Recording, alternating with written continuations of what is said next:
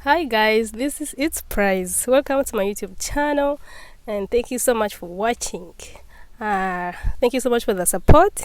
My YouTube channel is monetized, so please when you're watching, don't skip the ads. Today I have a very important guest, as you can see according to the headline, according to the thumbnail. I have brought for you a very different guest. Yeah, you used of my sister, but today I have another person who is going to be telling us, should I call them facts? I don't know if they are facts, life experiences, I don't know. So before I go any further, please, if you have not yet subscribed and you like my kind of content, please subscribe and turn on the notification so that you know anytime that I'll be uploading. So before I waste any time, I'm going to allow my guest introduce himself and we continue with the video.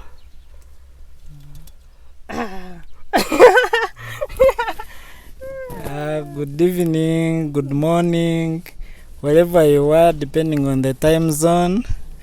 I'm called Wimana Julius, and I'm today's guest. So today's guest, you know what we're talking about? We are going to be discussing the trending country on my YouTube channel, and that's Kenya. I have so many Kenyans who are watching, and sometimes when I talk about some stuff with my sister, they come in the comment section, they're saying no here, no here, no. There's a video we did actually about education. We're comparing 3 East African countries, and then we said that the Ugandans actually are more educated than the Kenyans, and the Kenyans came for us in the comment section. So clarify on that as a person who knows, like, you're laughing, you're not sure of the answers? No, almost. I'm laughing because you're also laughing. Also, when we are talking about education, I always don't want to compare, especially education, because we are coming from different setups in East Africa. You realize that even when you are trying to compare our education system with Kenya, you might not get the actual difference. Because if you are to compare like our primary with their primary, I think as we do 7 years, they do 8 years. When you go to secondary, for them they do 4 years, we do 6 years. Then university, some courses start from 3, no, ours I think start from 2 for diplomas. Then if it is a degree, it's 3, 4, 5 and 6. Then if you go to the Kenyan section, I think they do 4 years. So They don't have 3 years? I don't think so. Okay, I'm not so sure. But if you are to now compare such kind of setups which are different, I wish we would be doing the same things. That's when I can like compare them. But of course, depending on the outputs, you realize that Kenyans, I think, have studied more because they have many PhD holders, doctors, compared to Ugandans. Most Ugandans have studied up to masters. We have very few people who have done PhDs. Because it's even most of the Kenyans, by the way, have studied from Uganda. It's only a few Ugandans who have gone study from Kenya. But the education standards, I think, I would say probably they are the same. I wouldn't want to differentiate them, like, because of the background I've given you. But for them, they love books. They've studied. That's what I can assure you. These guys have studied. Even when you go to lawyers, business people, these guys are holding PhDs, which I think in Uganda we've not seen so much. Once you've done your masters, that is it. We don't look so much beyond that. Because if you are going to study and are looking at a PhD, you are looking at research. You want to, you want to be an innovator. You want to come up with something new which you are not looking at. I think that's where Kenya beats us. Okay. Then is it true that for them they like study later in life? They don't like go, like how we do, you go there from the high school degree. That for them they study, the masters, they get them later in life. They are not like us, like how we study continuously. I wouldn't say that, because I've had friends who have actually studied up to PhD who are Kenyans straight from all the university years.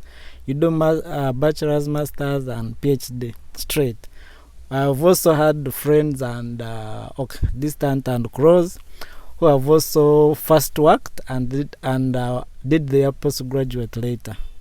So you said that you cannot say Ugandans are more educated than Kenyans, or Kenyans are more educated than Ugandans. You said you cannot conclude on that?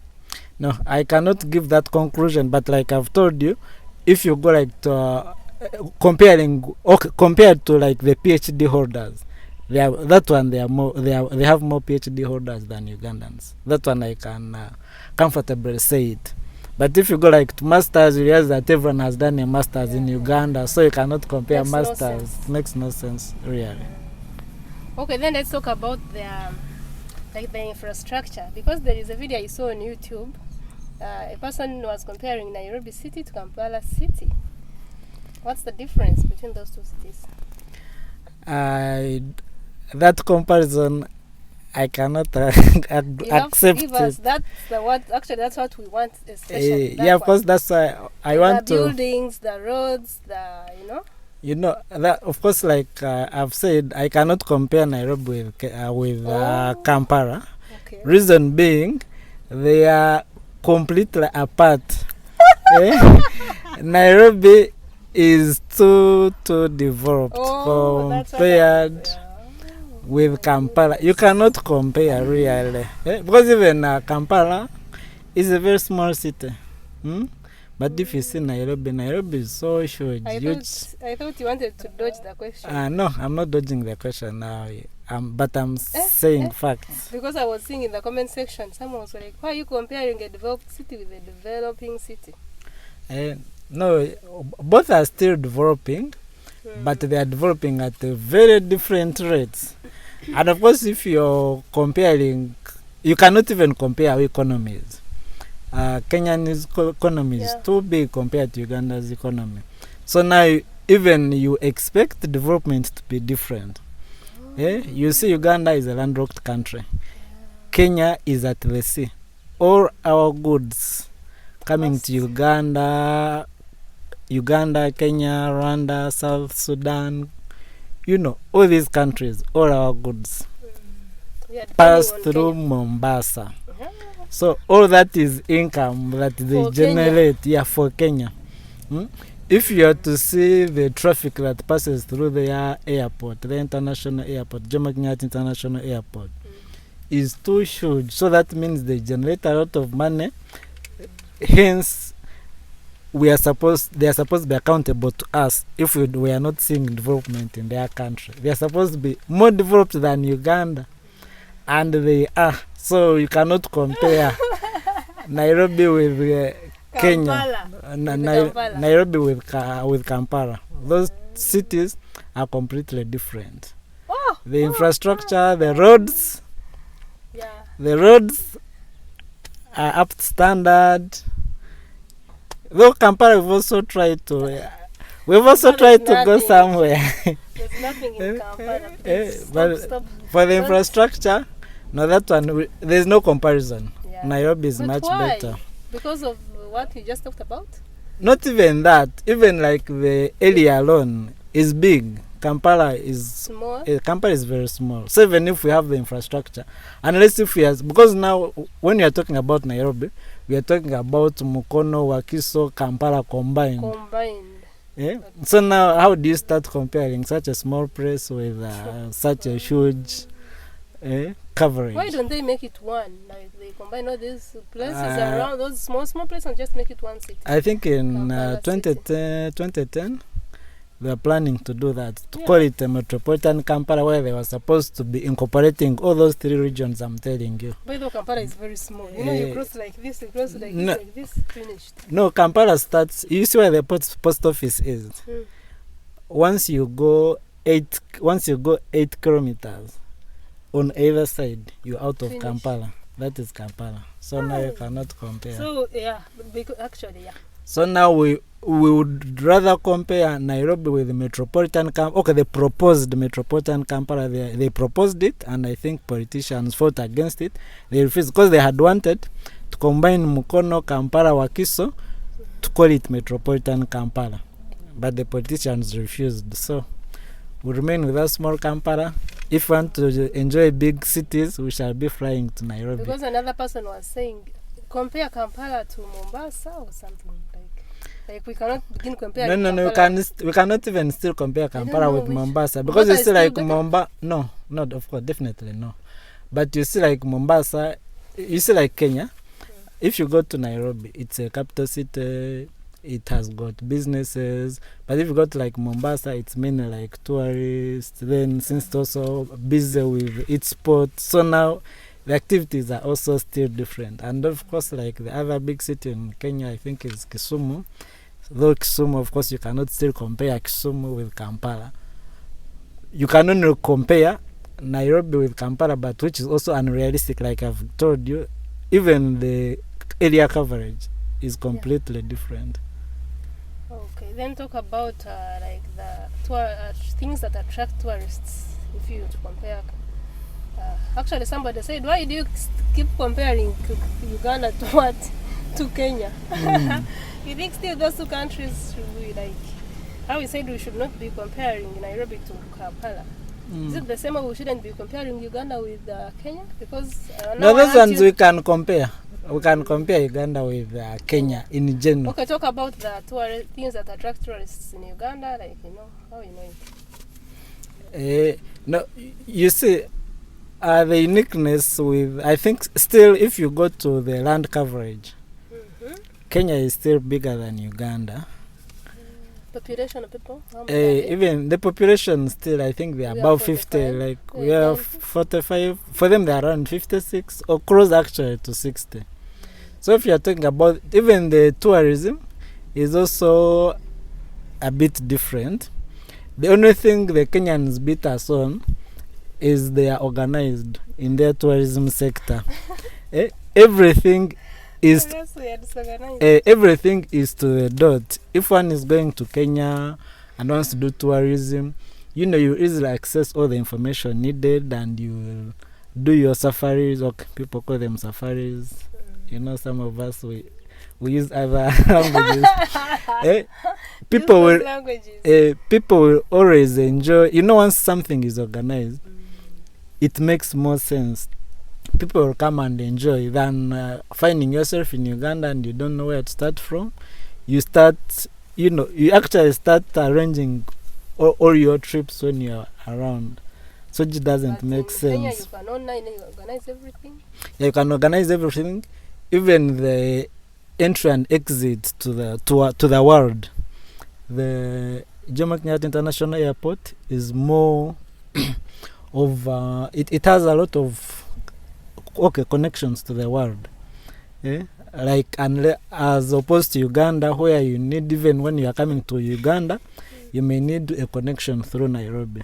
But for them, they have those direct international flights. Like you can come from Canada to Nairobi, US to Nairobi. But like in Uganda, the direct flights that we have are these ones to Qatar, Dubai. It's Qatar, Dubai. Then we have Brussels. I think those are the ones. Okay. Then plus I think Istanbul. Yeah, those are the only direct flights we have. But Kenya has practically all the direct flights from the world. So it means if a tourist is going to Kenya from anywhere across the world, they will go straight to Kenya. But now those same tourists, if they want to come to Uganda, they might still need to use Kenya. Though now there is an advantage that Ugandans have in case a tourist bought an East African visa.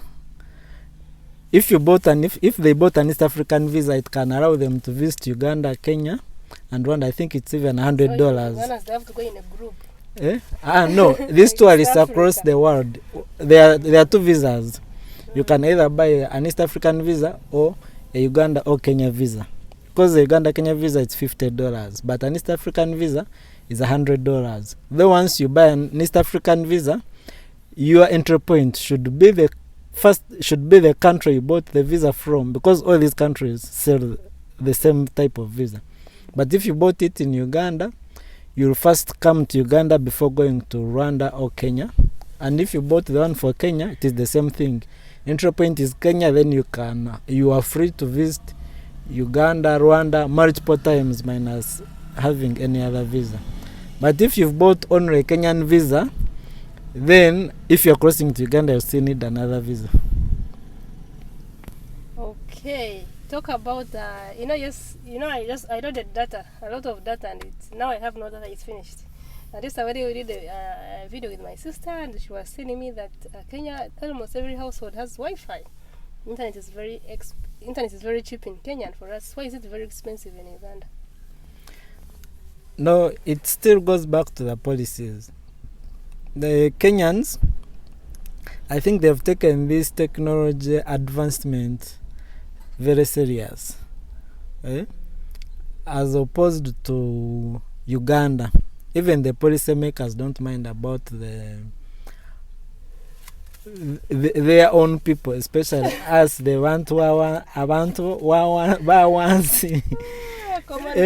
the common people. They don't mind about that so much. That's how I could take it. Though, leave alone that, still our entry point for internet, our cable internet, which is most countries are using. The entry point is Indian Ocean, which is Kenya. Because now, like us, we are using, I think it's called Sea Cable, that runs from Johannesburg. Even Kenya is on the same, but has their own. So they have multiple. So they've invested a lot of money in the ICT infrastructure. And they've also taken ICT to be among the priorities for the country. And so they feel everyone should access internet, should use internet. That's why it's very cheap. That's why it's so cheap. But as like they always have, okay, I'm putting it in quotes, they always say that it's very expensive bringing that internet forever they bring it to Uganda. Hence, we have to pay the cost for the internet. Okay. Okay, thank you so much, Julius. If you're still watching and you have not subscribed, I don't know what you're waiting for. Please subscribe, and if you have not liked my video, kindly like my video. Yeah, I'm still with my guest. I have a lot to ask him today. We have to summarize Kenya in general. So we talk about culture. My sister did a video about culture that some people in Uganda are kneeling, and very many comments from Kenyans. Kenyans were saying we cannot kneel for God and again kneel before man. Compare the cultures. Like, you have been in Kenya, not? You have been in Kenya before? Yes. Compare the cultures. Several times. Okay, with cultures, I wouldn't say that I am so much informed about the Kenyan cultures, but with the Ugandan cultures, I think I'm more informed. Maybe I could give a little bit of culture on the Ugandan side, then perhaps some little info on the Kenyan side. Because you see, I think this culture thing, people have taken it out of context.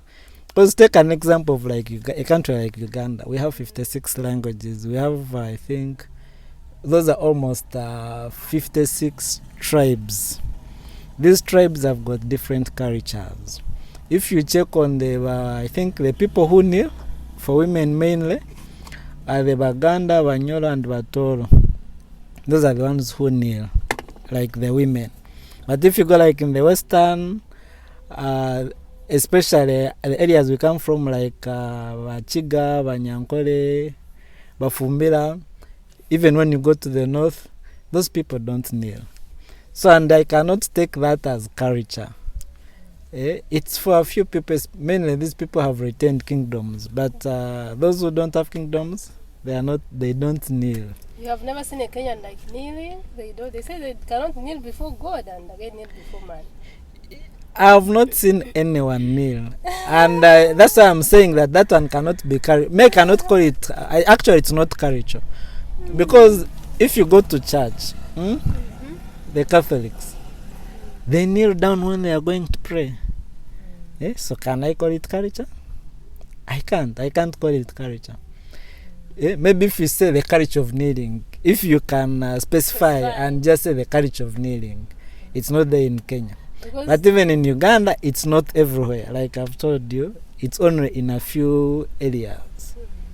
Then of course, we've also seen, forget about the culture, people kneeling like for parents who have old parents, even Either people way, around. kneeling, even me I can kneel, like Eh. bending. Like if somebody is seated, I'm not going to go there and like I stand. Sometimes you find you're kneeling, but not that it's culture. Yeah, just out of respect. Oh. You wanted to add something else? About culture? No. Yeah. Because I'm not so much informed about the Kenyan culture. You know, I did some videos with him sometime back when I had come from Qatar, and that time I was doing videos. My channel was not monetized. So if you want to know, we did a video about how to survive in Uganda. If you want to know the truth, like the real truth, yeah, there is a video down. So now there's a video that I did again with you. Was I with you, or you just because he watches almost all my videos, and we were saying that Kenya has democracy, and you came and you said changing presidents doesn't mean having democracy. So now I want us to talk about politics, democracy, politics, presidents, ABC. Okay, with also this thing of politics, I think we also don't understand it, especially in the African setup. Because you see, when you are talking about, okay, let me talk briefly about democracy. You see, democracy has its own set of rules that you are supposed to follow. Every democratic country has a set of rules they are supposed to follow. Like, let me give an example of like Uganda. We had a constitution which was saying that after 5 years, you're supposed to change a president. Those are the rules we had as a country before. Then a president is not supposed to exceed 75 years. Those were age limit. Those were the rules we had in our constitution. Those were our set of rules according to our democracy. Then we also have okay, it is still there, multi-party, like having parties, FDC, NUP, DP, JEMA, all those parties. Those ones are still there, but I can't say it's unfortunate or fortunate because I don't know. Our MPs, they went to the constitution, remove the age limit. Why is it so easy for them to just go in the parliament and remove and change constitution anyhow? You see, that is a very big question. Maybe we need to ask them, because as the honor job we do, we vote them and send them to represent us. But unfortunately, when they reach there, they do their own things. So that is the set of democracy with Uganda. When you go on the Kenyan side, they also have their own rules, which I think are outside. Everyone knows about them. You cannot do more than 2 terms if you're president. Why do they stick to their rules and us we don't? No, they still. I think it all goes back to what happens within their parliament. It's about parliament. Because if their parliament... I think there was something that was moving. Was it like last 3 weeks? Where one of the MPs was saying that they also need to remove the age limit. Yeah. And yes. And I think it's also 75. And I saw Bobi Wine advising them. Not to. Bobi Wine is our leader of is our most famous opposition leader in Uganda. He was advising them that don't make the same mistake Uganda made. But still, let's say you are saying you talk about democracy. So that I was just giving you like a highlight, a brief about democracy. Democracy is just you have your own set of rules.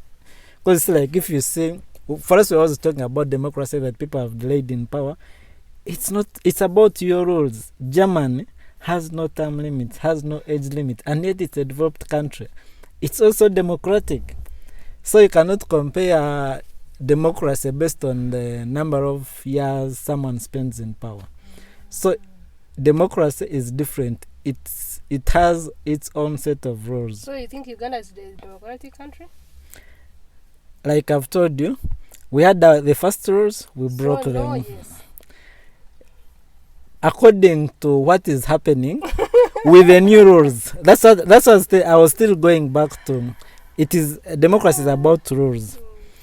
Now that our constitution was changed and we're following the new rules, we still think it's democracy. But me personally, if you had asked me about my view, I still believe we don't know what we want. We don't know what democracy is all about. And that's why we do things. That's why we do what we do. Yeah? Because if we are serious with this democracy thing, we wouldn't be changing anything. We would be putting rules. At least they maybe work for like 100 years.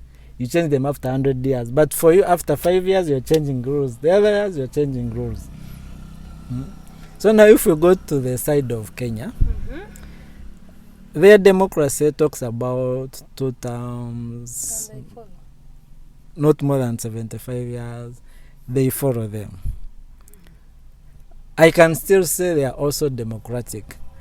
But with caution, the same way I'm talking about Uganda with caution, you get it? Because you see, like, you cannot tell me that you are running a democracy and you only hear like 3-4 names, same people, for almost all the time I've known about politics. I think democracy we should be talking about openness. We should be having leveled ground for everyone to come and participate. But if you don't have the leveled ground, and which I think the whole of Africa, I wouldn't want to talk about Uganda and Kenya alone, the whole of Africa, because you see this thing the so-called democracy was actually forced on us by mainly Americans. And they forced it on us. At the end of the day, it's us to run it. So if we don't run it well, then it's us to be affected, not them. We would rather be there like they used to be, having kings and not thinking about voting and so on and so forth. Okay, did I get you properly? Did you talk about Kenya also? You talked about Kenya? Yeah, I did. Okay, you can still ask more. What? No, I think I was absent-minded. I was just here in Uganda. So we are almost coming to the end of this video. Can you compare like the health sector or?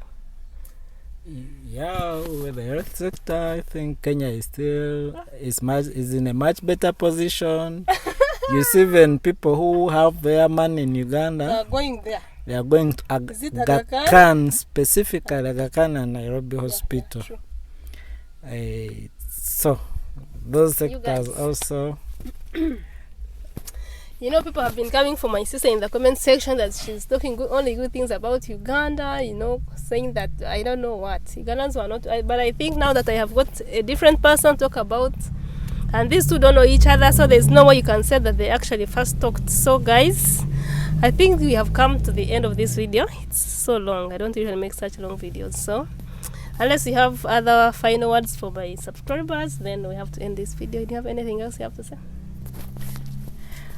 Okay, maybe okay. I can still add some little things about Kenya, especially advising like people who are going there from Uganda, how they can access Kenya and how they can also try to be comfortable in Kenya.